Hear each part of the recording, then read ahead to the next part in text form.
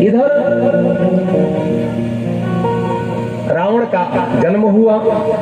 रावण, कुंभकर्ण और विभीषण ये दोनों तपस्या करने चले गए, घोर ब्रह्मा जी की तपस्या तपस्या करने के बाद ब्रह्मा जी प्रकट भये और साथ में भोले बाबा को भी लेकर के आए। ब्रह्मा जी ने कहा रावण वर मांगो। रावण बोला कि हमको अजर अमर बना दो महाराज, मैं किसी से न मरूं, कभी न मरूं।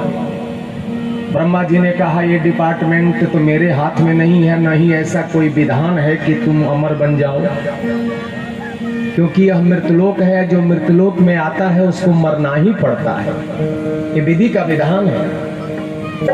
सुख पाता रहा सदा जग में, उसे आखिर में दुख पाना पड़ा, पछताया नहीं कभी भी कहीं, उसे अंत समय पछताना पड़ा।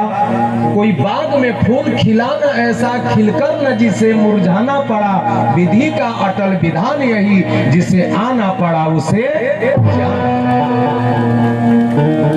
विधि का विधान है, तुझे मरना तो पड़ेगा।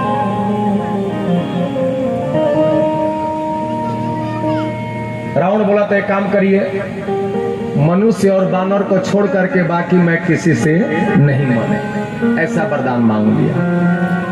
ब्रह्मा जी ने कहा कि ओ मस्त हो जाओ। कुंभकर्ण ने निद्रा मांग ली। अब ऐसा वरदान क्यों मांगा रावण ने कि मनुष्य और बानर को छोड़ करके मैं किसी से न मरूं? रावण ने ऐसा सोचा कि बंदर तो राक्षसों के खाज है, भोजन है, तो राक्षस तो बानरों को खा जाएंगे, तो क्या मारेंगे हमको। और रह गई मनुष्य की बात, तो मनुष्य को हम मनुष्य ही नहीं रहने देंगे, सबको राक्षस बना देंगे। बोलो जय श्री राम। तो मारेगा कौन हमको? मनुष्य मनुष्य रहेगा तब हमको मारेगा ना, लेकिन मनुष्य को तो मैं राक्षस ही बना दूंगा। और कलयुग में तो आप लोग देख ही रहे हो क्या अंतर है, कोई अंतर है क्या?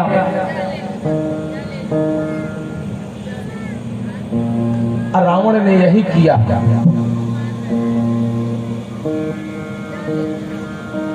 राक्षसों से बोला कि तुम जाओ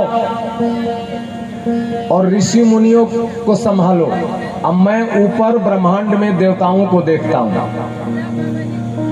आदेश दे दिया रावण की जितने भी ऋषि मुनि कहीं तपस्या करते हैं, हवन करते हैं, भजन पूजन पाठ करते हैं, सत्संग इत्यादि प्रवचन करते हैं, सबको समाप्त कर दो, सब में सब विध्वंस कर दो। न यज्ञ होगा, न पूजा पाठ होगा, न सत्संग होगा, न लोग धार्मिक बनेंगे, सब राक्षस बन जाएंगे। खाओ पियो मौज करो, तो मनुष्य रहेगा न मेरी मृत्यु होगी। यही विधि अपना दिया।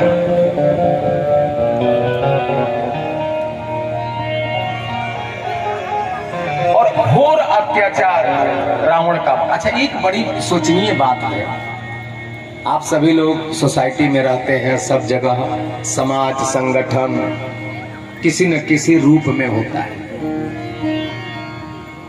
क्या देवता उस समय कम थे? ऋषि मुनि भी तो कम नहीं थे। फिर ये राक्षस क्यों जीत गए? क्यों ऋषि मुनियों की हार हो गई? क्या कारण था? देवता क्यों हार जाते थे जबकि संख्या भी कम? एक महात्मा जी बड़े सुंदर भाव विचार करते थे कि एक ही कारण है। देखिए, दुर्गुण और सगुण सबके अंदर रहता है। गुण अवगुण सबके उर रहे, सबके हृदय में गुण भी रहता है, अवगुण भी रहता है।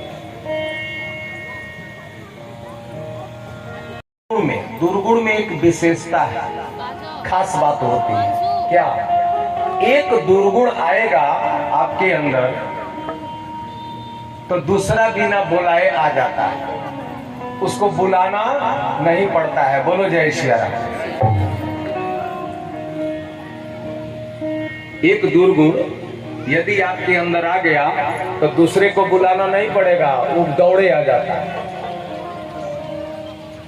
और सद्गुण में एक खास बात यह है कि एक सदगुण आया नहीं कि दूसरा आपके अंदर से गया नहीं। बोलो जय श्री राम। जब पीने लगे तो देखो 4-5 पीने वाले आ जाते हैं, बुलाना नहीं पड़ता है, दौड़े चले आएंगे। अभी तो साधारण दृष्टांत तो हो गए, लोग कहते हैं कि भाई दूध घर घर बेचा जाता है तो अभी नहीं बिकता, और बाकी चीज बेचने के लिए जरूरत नहीं है। कहीं जंगल में एक बोरा बिछा दो चट्टी और 4 ठो रख दो, वहीं तमाम ग्राहक पहुंच जाएंगे। बोलो जय श्री राम। लंबी लंबी गाड़ियां लग जाएंगी और छुप छुपा के लोग पहुंच जाते हैं। और बढ़िया शुद्ध घी आप 50 बार कहो कोई खरीदने को तैयार नहीं। यही है दुर्गुण और सद्गुण। सत्यशील है, सत्य होता है मैंने सत्य बोलना, और शील होता है किसी को सम्मान देना। अगर आपने सत्य कह दिया किसी के सामने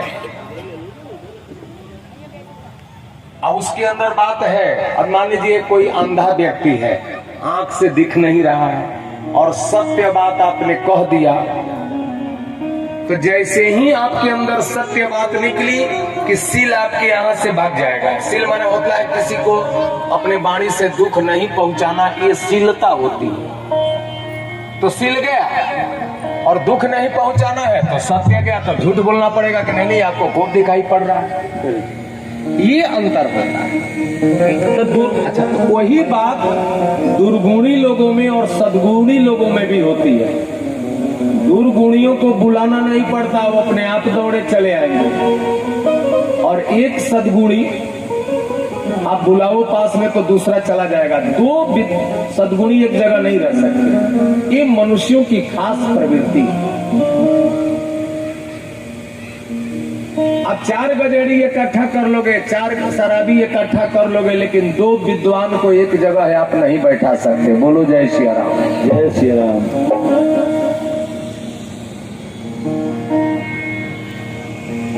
इसका कारण क्या है? इसका कारण एक ही है। ये मनुष्य जो है प्रशंसा अकेले पाना चाहता है। नाम केवल मेरा हो, बाकी किसी का नहीं हो, केवल मेरा नाम है। और गाली मिले तो सबको मिले, अकेले हमको न मिले। प्रशंसा अकेले चाहेगा, गाली सबके साथ। यही सद्गुणियों में एक दुर्गुण है। एक 2 पंडित जी बड़े परम विद्वान पहुंच गए एक राजा के यहाँ भोजन करने, निमंत्रण पे बुलाया था। और वो राजनीतिक आदमी था, तो दोनों आदमी को बैठा दिया, और बैठाने के बाद बोला कि महाराज आप लोग थोड़ा सा बैठे, तब तक मैं भोजन की तैयारी कर लेता हूँ। तो विद्वान ही होंगे। पंडित जी बैठे थे, बोले अरे विद्वान काहे का विद्वान, एकदम घोड़ा है, वो तो मैं अकेले आ रहा था इसलिए साथ में ले लिया, नहीं तो उसको कहीं। हे प्रभु कर दो जो दया दृष्टि, जीवन भी सुधर जाए। कृपा से तेरी प्रभु जी मेरा हर गम हर जाए। कृपा से तेरी प्रभु जी मेरा हर गम हर जाए। कर दो जो दया दृष्टि, जीवन भी सुधर जाए। कर दो जो दया दृष्टि, जीवन भी सुधर जाए। कर दो जो दया दृष्टि, जीवन भी सुधर जाए। कर दो जो दया दृष्टि, जीवन भी सुधर जाए। कृपा से तेरी प्रभु जी मेरा हर गम हर जाए। कृपा से तेरी प्रभु जी मेरा हर गम हर जाए। कृपा से तेरी प्रभु जी मेरा हर गम हर जाए।